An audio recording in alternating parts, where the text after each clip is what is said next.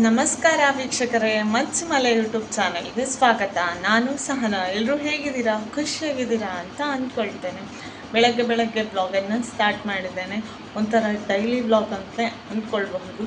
Special ಏನೂ ಇಲ್ಲದಿದ್ರೆ ಅದು ಡೈಲಿ ಬ್ಲಾಗ್ ಆಯಿತಾ. ಆಮೇಲೆ ಏನು ಅಂತ ಹೇಳಿದರೆ, ಈಗ ಅಡುಗೆ ಮನೆಯಲ್ಲಿ ಏನಾದರೂ ತುಂಬ ಅಡುಗೆ ಮಾಡಿದ ನಂತರ, ತುಂಬ ರೆಸಿಪಿ ಅದೆಲ್ಲ ಮಾಡಿ ಆದ ನಂತರ ಕ್ಲೀನ್ ಮಾಡಲಿಕ್ಕೆ ಹೇಗಿರ್ತದೆ, ತುಂಬ ಕೆಲಸ ಒಮ್ಮೆಲೆ ರಾಶಿ ಬಿದ್ದ ಹಾಗಿರ್ತದಲ್ಲ, ಆ ಥರವೇ ಆಯಿತಾ.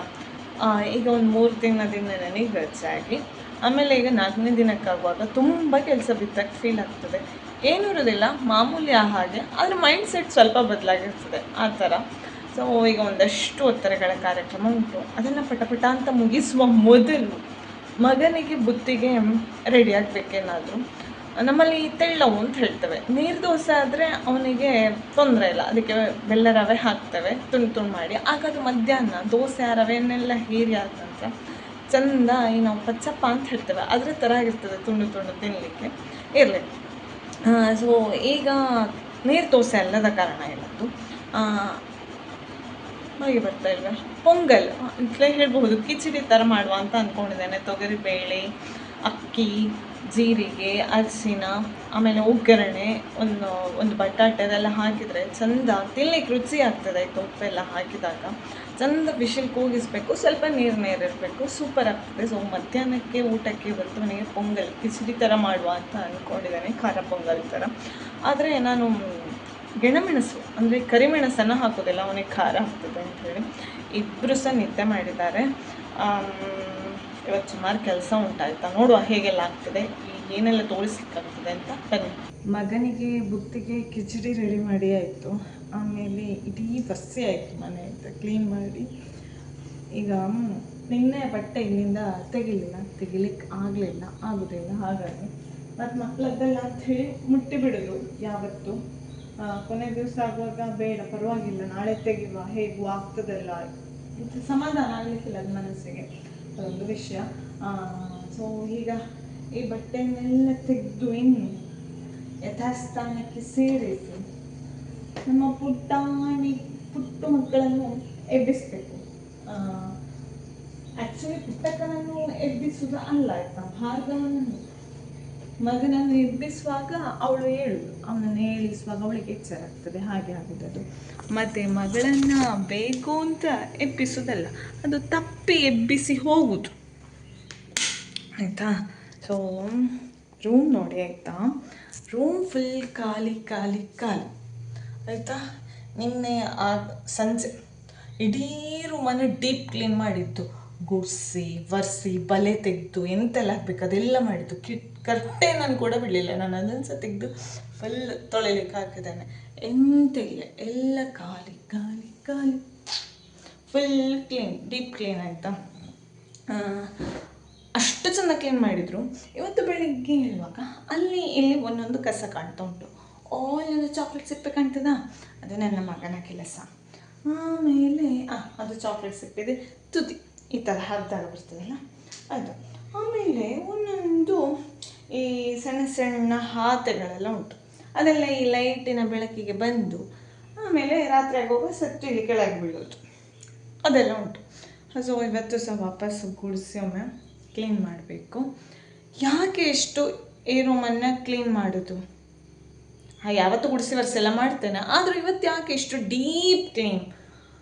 ಇಲ್ಲದ್ರೆ ಈ ಥರ ಡೀಪ್ ಕ್ಲೀನ್ ಮಾಡೋದು ಭಾರಿ ಅಪರೂಪ, ಅಂದರೆ 1 ತಿಂಗಳಿಗೆ ಒಂದ್ಸಲ ಆ ಥರ ಎಲ್ಲ ಮಾಡೋದು ನಾನು ಕಂಪ್ಲೀಟಾಗಿ. ಇಲ್ಲದ್ರೆ ಗುಡಿಸುವಾಗ ಒಮ್ಮೆ ಮೇಲೆ ಈ ಥರ ಹಿಡ್ಸುಡಿ ಹಾಕ್ಕೊಂಡು ಬಲೆಯನ್ನು ತೆಗೆಯೋದು ಅಂತ ಲೆಕ್ಕ. ಇಷ್ಟು ಸಹ ಎಫರ್ಟ್ ಹಾಕಿ ಯಾಕೆ ಕ್ಲೀನ್, ಮುಗ್ದಾಯ್ತಲ್ಲ ಆಯಿತು. ಯಾಕೆ ಆಗಿರ್ಬೋದು ನೆಕ್ಸ್ಟ್ ವ್ಲಾಗಲ್ಲಿ ಅಥವಾ ಒಂದು 2-3 ಡೇಸ್ ಬಿಟ್ಟು ವ್ಲಾಗಲ್ಲಿ ಇನ್ ಡೀಟೇಲ್ ಆಗಿ ನಿಮಗೆ ವ್ಲಾಗ್ ಮಾಡಿ ಹೇಳ್ತೇನೆ ಆಯಿತಾ. ಸಂತೋಷದ ವಿಷಯ ಏನಲ್ಲ, ಆದರೂ ಒಂದು ವಿಷಯ ಆಯಿತಾ. ಹಾಗೆ ಈಗ ಪಟ ಅಂತ ಮಡಚಿಡಬೇಕು. ಸಮಯ ಎಷ್ಟಾಗಿದೆ ಅಂತ ಕೇಳಿದರೆ ಈಗ 7 ಗಂಟೆ, ಬೆಳಗ್ಗೆ 5:15 ಎದ್ದಿದ್ದೇನೆ. 7 ಗಂಟೆ ಆಯಿತು. ಈ ಬಟ್ಟೆ ಮಡಿಸಿ ಪುಟ್ಟ ಮಕ್ಕಳನ್ನ ಎಬ್ಸೋದು. ಅವರೊಂದು 7:15 ಆಗುವಾಗ ಇದ್ದರೆ 7:20 ಆಗುವಾಗ ಎಬ್ಬಿಸಿದರೆ ಸಾಕಾಗ್ತದೆ. ಸೊ ಹಾಗೆ ಇಂಥ ಮಾರಿ ಎಷ್ಟು ಸ್ನಾನ ಮಾಡಿ ಸ್ವಲ್ಪ ಕೆಲಸ ಮಾಡಿ ಬಂದು ಬೆವರ್ಲಿಕ್ಕೆ ಸ್ಟಾರ್ಟ್ ಆಗ್ತದೆ. ಎಂತ ಮಾಡಲಿಕ್ಕೂ ಆಗೋದಿಲ್ಲ. Good morning. Good morning. ಇಬ್ಬರು ಕೂಡ ನಾನು ಕಾಲು ಚಾಚಿ ಕೂತದ್ದೇ ತಡೆ, ಇಬ್ಬರು ಕೂಡ ನನ್ನ ಕಾಲಲ್ಲಿ ಮಲಗಿದ್ರು. ಅವನೊಬ್ಬ ಮೆಲ್ಲ ಪೊಸಿಷನ್ ಎಲ್ಲ ಸರಿ ಮಾಡ್ಕೊಳ್ತಿದ್ದಾನಲ್ಲಿ. ಹೇಳು ಪುಟ್ಟಕ್ಕೂ. Good morning. ನಮಸ್ತೆ ಮಾಡು. ನಮಸ್ತೆ ನಮಸ್ತೆ ಮಾಡು ಮಗಳು. ಅಲ್ಲೊಂದು ಕ್ಲಿಪ್ ನೋಡಿ ಹೇಗೆ ನೆಲ್ತಾ ಉಂಟು ತಲೆ. ಇದು ಭಾರಿ ಚೆಂದ ಇದೆ ಮಗಳು ಕ್ಲಿಪ್ಪು, ಪಿ ಕಿಪ್ಪು. ಇಲ್ಲಿ ನೋಡು. ಮಗಳು ನನಗೆ ನೀ ಹೇಳು. ಈಗ ಎಂತ ತಿಂಡಿ ಅದಕ್ಕೂ? Very good. ಚಾಮಿನಿ ಹೇಳು, ಎಂತ ದೋಸೆ ಹೇಳಿ? ಬೊಂಡ ದೋಸೆ. ಸರಿ ಅದೇಳೋ ಅಬ್ಬ.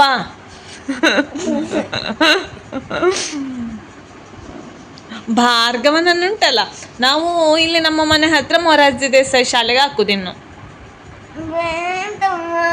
ಎಂತಕ್ಕೆ ಬೇಡ ಹೇಳು ನೋಡ ನೀನು. ಅವನಿಗೆ ಗೊತ್ತುಂಟು ಯಾಕೆ ಅಲ್ಲಿಗೆ ಹೋಗುದು ಬೇಡ ಅಂತ. ಎಂತ ಕೇಳು ಮಗ, ಹೇಳಕ್ಕು. ಸರಿ, ಇಷ್ಟ ಇಲ್ಲಪ್ಪು. ಅಲ್ಲಿ ಎಂತ ಇದ್ದು ಎಂತ ಇಲ್ಲೇ ಹೇಳು ಹೇಳು. ಎಂತಕ್ಕೆ ಮಗ? ಇಷ್ಟ ಇಲ್ಲ ಅವನಿಗೆ ಮೊರಾರ್ಜಿ ದೇಸಾಯಿ ಶಾಲೆ ಅಂದ್ರೆ ಇಷ್ಟ ಇಲ್ಲ. ಎಂತಕ್ಕೆ ಇಷ್ಟ ಇಲ್ಲ ಅವನಿಗೆ ಮೊರಾರ್ಜಿ ದೇಸಾಯಿ ಶಾಲೆ ಅಂದ್ರೆ?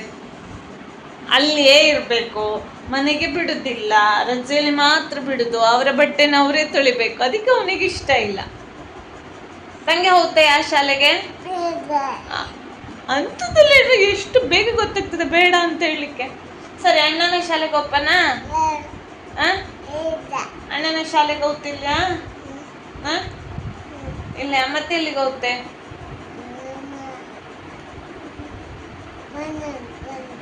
ಮನೇಲಿ ಕೂರ್ತೀಯಾ? ಅವಳು ಶಾಲೆಗೆ ಹೋಗೋ ಮುಂಚೆ ಅವಳು ಆಫೀಸಿಗೆ ಹೋಗ್ತಾಳೆ ಅಲ್ಲ ಮಗಳು? ಪುಟ್ಟಕ್ಕೆ ಎಂತ ಮಾಡುದು ಆಫೀಸಲ್ಲಿ ಹೇಳು? ಎಂತ ಮಾಡುದು? ನಾನಿಲ್ಲಿ ಅವರನ್ನು ಮಾತಾಡ್ಸ್ಕೊಂಡು ಕೂತ್ರೆ ನನ್ನ ತೊಡೆಗೆ ಕಾಣ್ತದೆ ಅವರಿಗೆ. ಬಂದು ಮಲಗ್ಲಿಕ್ಕೆ ಸುಲಭ ಆಗ್ತದೆ. ಮೊದಲೇ ಬಿಸಿ ಕರ್ಕೊಂಡು ಹೋಗ್ಬೇಕು. ಮತ್ತೆ ಸಿಗ್ತೇನೆ ಹೇಳು. ಮತ್ತೆ ಸಿಕ್ಕುತ್ತೆ. ನೀನೆಷ್ಟೊತ್ತಿಗೆ ಸಿಕ್ಕುತ್ತೆ? ಎಂತಕ್ಕೆ ಎಂತಕ್ಕೆ ಅವ್ನು ಸಿಕ್ಕುದಿಲ್ಲ ಅಂತ ಆಯ್ತಾ? ನೋಡು, ಕೆಲವೊಂದ್ಸಲ ಏನಾಗ್ತದೆ ಗೊತ್ತುಂಟ, ಕೆಲವೊಂದು ವಸ್ತುಗಳು ನಮ್ಮ ಪಕ್ಕದಲ್ಲೇ ಇರ್ತದೆ, ಬಟ್ ನಮಗೆ ಮರ್ತು ಹೋದಾಗೆ ಆಗಿರ್ತದೆ. ಹಾಗೆ ಆದ ಸ್ಥಿತಿ ಆಯ್ತಾ ಈಗ ನನ್ನದು. ಯಾಕಂತ ಹೇಳಿದ್ರೆ ಇದೊಂದು ಕ್ಲಿಪ್ಪಿನ ಬ್ಯಾಗ್ ನಾನು ಮಕ್ಕಳೆಲ್ಲ ಸೇರಿ ಒತ್ತಾರೆ ಮಾಡಿಟ್ಟದ್ದು. ಎಲ್ಲಿಟ್ಟಿದ್ದೇನೆ ಅಂತ ಕೇಳಿದ್ರೆ ನನಗೆ ಗೊತ್ತೇ ಇಲ್ಲ ಆಯ್ತಾ.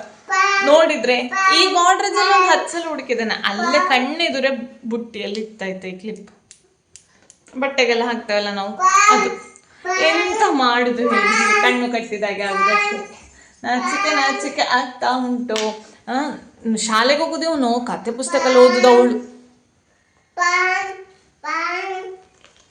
ಎಂತೆಲ್ಲ ಇದ್ದದ್ರಲ್ಲಿ ಹೇಳು? ಕುದುರೆ ಉಂಟು. ಕುದುರೆ ಅಲ್ಲ, ಕುದುರೆ. ಕುದುರೆ.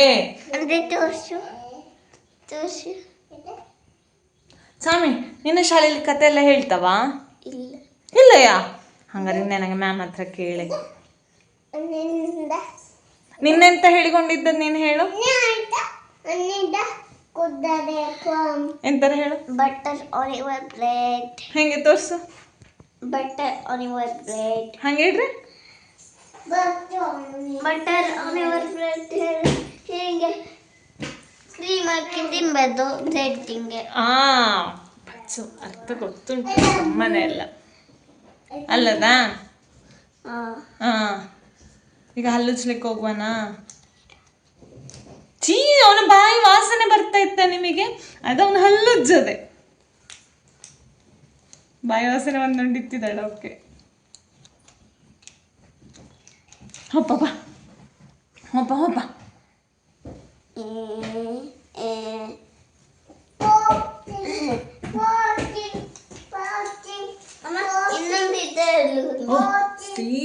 ಆಗಿ ಓದುದು. ನಾವು ಸಹ ಎಷ್ಟು ಸೀರಿಯಸ್ ಆಗಿ ಓದ್ಲಿಲ್ಲ. ಅಮ್ಮ ಇದು ಇನ್ನೊಂದೆಲ್ಲಿತ್ತು ಅಷ್ಟೇ ಇಪ್ಪತ್ತು ಮಗ ಒಪ್ಪ. ಇದೇ ನೋಡಿ ಕಿಚಡಿ ನಾನು ಭಾರ್ಗವನ ಬುತ್ತಿಗೆ ಮಾಡಿದ್ದು. ಹೆಲ್ದಿ ಕೂಡ, ಆಮೇಲೆ ಹೊಟ್ಟೆ ಕೂಡ ತುಂಬುತ್ತದೆ, ರುಚಿ ಕೂಡ ಆಗಿರ್ತದೆ. ಯಾವತ್ತೂ ಬರೀ ಅನ್ನ ಸಾಂಬಾರು ಇಂಥದ್ದು ದೋಸೆ ಇಂಥದ್ದೆಲ್ಲ ಕೊಡುವಾಗ ನಾನು ಈ ಥರ ಕಿಚಡಿ, ಪಲಾವ್, ಆಮೇಲೆ ಸ್ಟಫ್ ದೋಸೆ ಇಂಥದ್ದೆಲ್ಲ ಮಾಡಿ ಕೊಡ್ತೇನೆ. ಉದ್ದಿನ ದೋಸೆ ಒಳಗೆ ಬಾಜೆಲ್ಲ ಹಾಕಿ ಕೊಡೋದು ಅದೆಲ್ಲ ಮಾಡ್ತಾ ಇರ್ತೇನೆ. ಇದು ಇವತ್ತಿಗೆ ಕಿಚಡಿ. ಸೊ ಒಂದು ಫಂಕ್ಷನಿಗೆ ಹೋಗ್ಲಿಕ್ಕೆ ರೆಡಿ ಆಗ್ತಾ ಇದ್ದೇನೆ ಆಯಿತಾ. ಫಂಕ್ಷನ್ ಅಂತ ಹೇಳಿದರೆ ಒಂದು ಶಪಿಂಡಿ ಅಂತ ಹೇಳೋದು ನಾವು. ತೀರಿ ಹೋದ 12ನೇ ದಿವಸ ಮಾಡುವಂಥ ಕಾರ್ಯಕ್ರಮ ಅದು.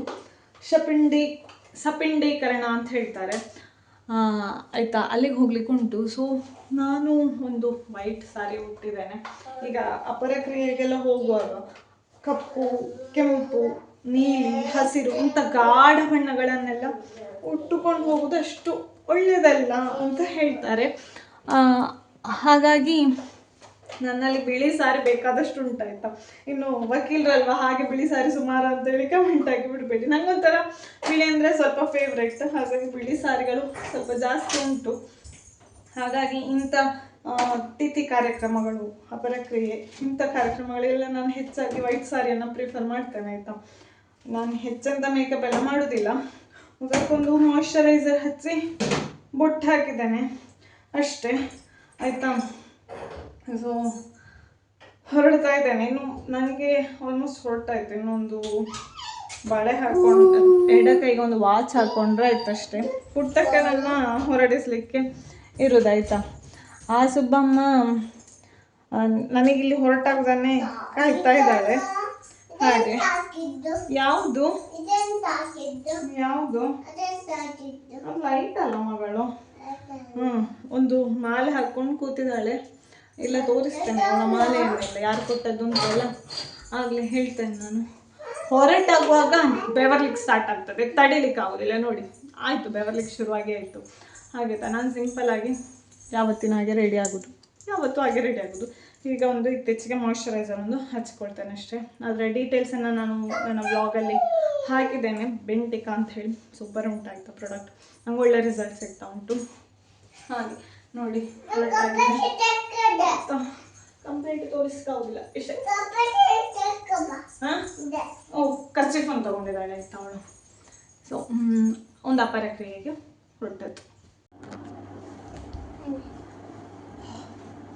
ಹೊರಟಾಯ್ತು ನೋಡಿ ನನಗೆ ಮತ್ತೆ ಪುಟ್ಟಕ್ಕನಿಗೆ.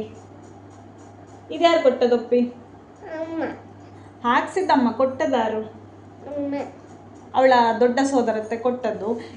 ನನಗೆ ಈ ಮಾಲೆ ಎಲ್ಲ ಹಾಕಿಸಿ ಈಗ ಬಟ್ಟೆ ಹಾಕಿಸಿ ಅದ ನಂತರ ನೆನಪಾಯ್ತು. ಈ ಬಟ್ಟೆ ಕೂಡ ಹಾಗೆ, ಈ ಫ್ರಾಕ್ ಅವಳದ್ದು. ಇದು ಕೂಡ ಕೊಟ್ಟದ್ದು ಅವಳ ದೊಡ್ಡತ್ತೆ ಆಯ್ತು. ಅವಳ ಫಸ್ಟ್ ಬರ್ಡೇಗೆ ಕೊಡಿಸಿದ್ದು. ಈಗ ಪುಟ್ಟಕ್ಕನಿಗೆ ಪರವಾಗಿಲ್ಲ, ಕೂದಲು ಬಂದಿದೆ, 2 ಜುಟ್ಟೆಲ್ಲ ಕಟ್ಲಿಕ್ಕೆ ಸಿಗ್ತದೆ. ಆದರೆ ಹಿಂದೆ ಅವಳದ್ದು ಇಲ್ಲಿ ಈ ಕುತ್ತಿಗೆ ಹತ್ರ ಮೇಲೆ ಆಯಿತಾ ತುಂಬ ಉದ್ದ ಬರೋದು ಬೇಗ ಜಾಸ್ತಿ. ಹುಟ್ಟುವಾಗ ಕೂಡ ಹಾಗೆ ಆ ಪಾರ್ಟಿನ ಕೂದಲೊಂದು ಇಷ್ಟು ಉದ್ದ ಇತ್ತು.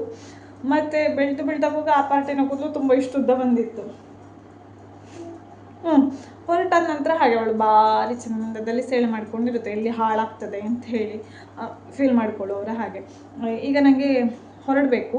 ಅದರ ಜೊತೆ ನಿಮಗೊಂದು ಮುಖ್ಯವಾದ ಸ್ಟೋರಿ ಹೇಳಬೇಕು. ನಾನು ಅದನ್ನು ಬಂದ ನಂತರ ಹೇಳ್ತೇನೆ. ನಡುವಲ್ಲಿ ಎಂಥ ವಿಶೇಷ ಆಗ್ತದೆ ಅದನ್ನು ಕ್ಲಿಪ್ಪಿಂಗನ್ನು ತೆಗೆದುಕೊಳ್ತೇನೆ. ಈ ಒಂದು ವಿಷಯ ನಂಗೆ ಹಂಚಿಕೊಳ್ಳೇಬೇಕಾಗಿದೆ, ಯಾಕಂದರೆ ನನ್ನ ಮನಸ್ಸು ತುಂಬಿ ಬಂದಿದೆ ಆ ಒಂದು ಮಾತು ಕೇಳಿ. ಏನು ಅಂತ ಹೇಳ್ತೇನೆ. ಏ ಮಕ್ಕಳೇ, ಇಲ್ಲೊಂದು ಸ್ಪೆಷಲ್ ಜೇಡ ಇದ್ದು ನೋಡಿ. ಎಂತ ಜೇಡ? ಸಾಕ್ಸ್ ಹಾಕಿದ ಜೇಡ. ನೋಡಿ ಸಾಕ್ಸ್ ಹಾಕಿದ್ದು ಕಾನಿಗೆ. ಚಾಮಿದಾರ ಸಾಕ್ಸ್ ಹಾಕಿ ಕಳಿಸಿದ್ದು. ಯಾರು? ಚಾಮಿದಾರ.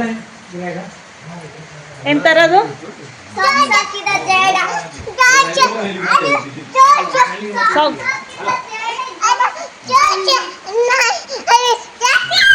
ಜೇಡನ ತೋರ್ಸಕ್ಕ?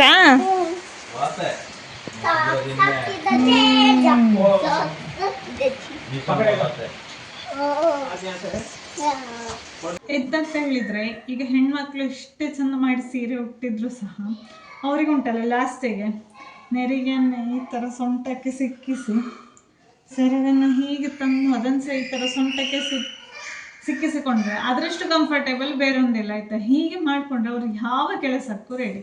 ಹೌದಾ ಅಲ್ವಾ ಅಂತ ಸೀರೆ ಉಡೋ ಹೆಣ್ಮಕ್ಳು ನನಗೊಂದು ಕಮೆಂಟ್ ಸೆಕ್ಷನಲ್ಲಿ ಹೇಳಿ ಆಯಿತಾ. ರಾತ್ರಿ ಆಗಿದೆ. ಇಷ್ಟು ರಾತ್ರಿ ಅಂತ ಹೇಳಿದ್ರೆ ನಿದ್ದೆ ಮಾಡುವ ಹೊತ್ತಾಗಿದೆ. ಅವನು ನಿದ್ದೆ ಮಾಡಿದ್ದಾನೆ ಆಯಿತಾ. ಪುಟ್ಟಕ್ಕೆ ಇಲ್ಲಿದ್ದಾಳೆ. ಸೊ ತುಂಬ ನಿದ್ದೆ ತುಗ್ತಾ ಉಂಟು. ಆದರೂ ನಿಮ್ಮಲ್ಲಿ ಬೆಳಗ್ಗೆ ನಾನು ಹೇಳಿದ್ದೆ ಒಂದು ವಿಷಯ ನಾನು ಹೇಳಿಯೇ ಹೇಳ್ತೇನೆ ಅಂತೇಳಿ ಮುಂದರೆ ಇಂಥ ವಿಷಯ ಅಂತ ಹೇಳಿದರೆ ಕೂಚಿ ನನ್ನ ಮಗ ಯಾವತ್ತೂ ಮಗಳ ಬಗ್ಗೆ ಹೇಳ್ತಾ ಇರ್ತಾರಲ್ಲ, ಇವತ್ತು ಮಗನ ಬಗ್ಗೆ ಹೇಳುವ ಅಂತ. ಹೊಗಳಿಕೊಳ್ಳೋದು ಅಂತಲ್ಲ, ಬಟ್ ಒಂದು ತಾಯಿ ಆದವಳಿಗೆ ಅದು ಸಂತೋಷದ ವಿಷಯ ಆಯಿತಾ. ಏನು ಅಂತ ಹೇಳಿದರೆ ನಾವು ಮಕ್ಕಳಿಗೆ ಎಂತ ಹೇಳಿಕೊಡ್ತೇವೋ ಅದು ಬರುವುದಿಲ್ಲ, ಆದರೆ ನಮ್ಮನ್ನು ನೋಡಿ ಅವರು ಕಲಿತಾರೆ ಅಂತ ಹೇಳೋದಕ್ಕೆ ಒಂದು ಉದಾಹರಣೆ ಆಯಿತಾ. ನಾನು ನನ್ನ ಮಗನನ್ನಾಗಲಿ ಮಗಳನ್ನಾಗಲಿ ಅವ್ರೇನಾದರೂ ಮಾಡ್ತಾ ಇದ್ದಾರೆ ಇನ್ನೊಬ್ಬರಿಗೆ ಕಿತಾಪತಿ ಅಂತ ಹೇಳಿದ್ರೆ ಅವ್ರಿಗೆ ಕಷ್ಟ ಆಗ್ತದೆ, ಹಾಗೆ ಮಾಡಬಾರ್ದು ಅಂತ ಹೇಳಿ ನಾನು ಸೀದಾ ಅವ್ರನ್ನ ಕರ್ಕೊಂಡು ಬಂದು ಏನಾದ್ರು ಮಾಡ್ತೇನೆ ಅವರಿಗೆ. ಅಥವಾ ಬೊಬ್ಬೆ ಹೊಡಿತಿರ್ತೇನೆ, ಹಾಗೆ ಮಾಡಬಾರ್ದು, ಎಷ್ಟು ಕಿರಿಕಿರಿ ಆಗ್ತದೆ ಗೊತ್ತುಂಟು ಅಂಥೇಳಿ. ಮತ್ತು ಮಕ್ಕಳನ್ನು ಸೀದಾ ಈ ಕಡೆ ಕರ್ಕೊಂಡು ಬಂದು ಸಮಾಧಾನ ಮಾಡುತ್ತಾ ನೆಗಾಡಿಸೋದ ಏನಾದರೂ ಮಾಡ್ತೇನೆ ಆಯಿತಾ. ಭಾರ್ಗವ ಎಂತ ಮಾಡಿದ್ದಾನೆ ಅಂತ ಹೇಳಿದ್ರೆ, ಭುವನನನ್ನು ಶಾಲೆಗೆ ಭಾರ್ಗವ ಎಂತ ಮಾಡಿದ್ದಾನೆ ಅಂತ ಹೇಳಿದ್ರೆ, ಅವನನ್ನು ಶಾಲೆಗೆ ಬಿಡಲಿಕ್ಕೆ ಹೋಗುವಾಗ ಇವಳು ಅಳ್ತಾಳಲ್ಲ, ಎಂತ ನಾನು ಶಾಲೆಗೆ ಹೋಗ್ತೇನೆ, ನನ್ನನ್ನು ಶಾಲೆಗೆ ಬಿಡು ಅಂತೆಲ್ಲ ಹೇಳಿ 2 ದಿವಸದಿಂದ ಅದನ್ನೇ ನೋಡಿ ನೋಡಿ ಎಂತಾಗಿದೆ ಅಂತ ಹೇಳಿದ್ರೆ, ಭಾರ್ಗವ ಸ್ಕೂಟರಲ್ಲಿ ಹೋಗುವಾಗ ಹೇಳಿದ್ರು, ಸ್ಕೂಟಿಯಲ್ಲಿ, ಅಮ್ಮ ನೀನಿವತ್ತು ಒಳಗೆ ಬರಬೇಡ, ತಂಗಿ ಅಳ್ತಾಳಲ್ಲ, ಒಳಗೆ ಬಂದರೆ ನೀನು ನನ್ನ ಗೇಟ್ ಹತ್ತಿರವೇ ಬಿಟ್ಟು ಮನೆಗೆ ಹೋಗು, ನನಗೆ ಒಳಗೆ ಹೋಗಿ ಗೊತ್ತುಂಟಲ್ಲ, ನಾನೇ ಹೋಗ್ತೇನೆ. ಯಾಕೆ ಮಗ ಬೇಡವಾ, ಅಮ್ಮ ಬರೋದು ಇಷ್ಟ ಇಲ್ವಾ ಅಂತ ಕೇಳಿದ್ರೆ, ಹಾಗಲ್ಲ ಮಗ, ತಂಗಿ ಮತ್ತೆ ಅಮ್ಮ ಹಾಗಲ್ಲಮ್ಮ, ತಂಗಿ ಮತ್ತೆ ಒಳಗಡೆ ಬಂದರೆ ನಾನು ಶಾಲೆಗೆ ಹೋಗ್ತೇನೆ ಅಂತ ಅಳ್ತಾಳಲ್ಲ, ನಿನಗೆ ಅವಳನ್ನು ಎತ್ತಿಕೊಂಡು ಹೋಗ್ಲಿಕ್ಕೆ ಕಷ್ಟ ಆಗ್ತದಲ್ಲ, ಹಾಗೆ ನಿನಗೆ ಕಷ್ಟ ಆಗೋದು ಬೇಡ, ನಾನೇ ಹೋಗ್ತೇನೆ, ನನಗೆ ಗೊತ್ತುಂಟಲ್ಲ ಅಂತ ಹೇಳಿದ. ನನಗೆ ಅವನ ಬುದ್ಧಿಶಕ್ತಿಗೆ ಎಷ್ಟು ಖುಷಿ ಆಯಿತು ಅಂತ ಹೇಳಿದರೆ, ಒಂದು ಕಡೆ ಆನಂದ ಬಾಷ್ಪ, ಒಂದು ಕಡೆ ಆನಂದ ಬಾಷ್ಪ ಅಂತ ಹೇಳಿದ್ರೆ ಕಣ್ಣೀರು. ಶಾಲೆ ಒಳಗೆ ಬರಡ ಎಂತಕ್ಕೆ ಎಂತ ಕಡೆ ತಂಗೆ ಕೂಗುತ್ತ ನಾನೇ ಹೋಗ್ತೆ.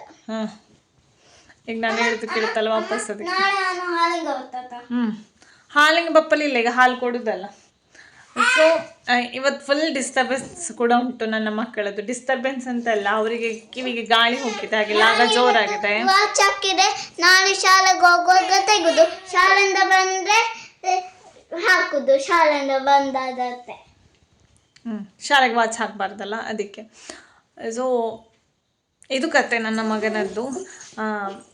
ಹಾಗೆ ಅದೊಂಥರ ಖುಷಿ ಅಲ್ಲ ಅಮ್ಮಂದಿರಿಗೆ, ನಮ್ಮ ಮಕ್ಕಳು ಅರ್ಥ ಮಾಡಿಕೊಳ್ತಾರೆ, ಮುಂದೆ ಅವರೇ ಒಂದೊಂದು ಡಿಸಿಷನ್ ತಗೊಳ್ತಾರೆ ಅಂತ ಹೇಳಿದ್ರೆ ಸಂತೋಷ ಅಲ್ಲ, ಒಳ್ಳೆ ಡಿಸಿಷನ್ ತಗೊಳ್ಳುವಾಗ. ಹಾಗೆ ಸೊ ಇದಾಗಿತ್ತು ನನ್ನ ಇವತ್ತಿನ ವ್ಲಾಗ್. ಇಷ್ಟ ಆದರೆ ಲೈಕ್ ಮಾಡಿ, ಹಾಗೆ ನಿಮ್ಮ ಅನಿಸಿಕೆಗಳನ್ನ ನನಗೆ ಕಮೆಂಟ್ ಮೂಲಕ ತಿಳಿಸಿ, ಮತ್ತು ಈ ವಿಡಿಯೋವನ್ನು ಇನ್ನೊಬ್ಬರಿಗೆ ಶೇರ್ ಮಾಡೋದು ಕೂಡ ಮರಿಬೇಡಿ. ಮತ್ತು ಮುಂದಿನ ವ್ಲಾಗಲ್ಲಿ ಸಿಗ್ತಾನೆ, ಅಲ್ಲಿವರೆಗೆ ನಮಸ್ಕಾರ.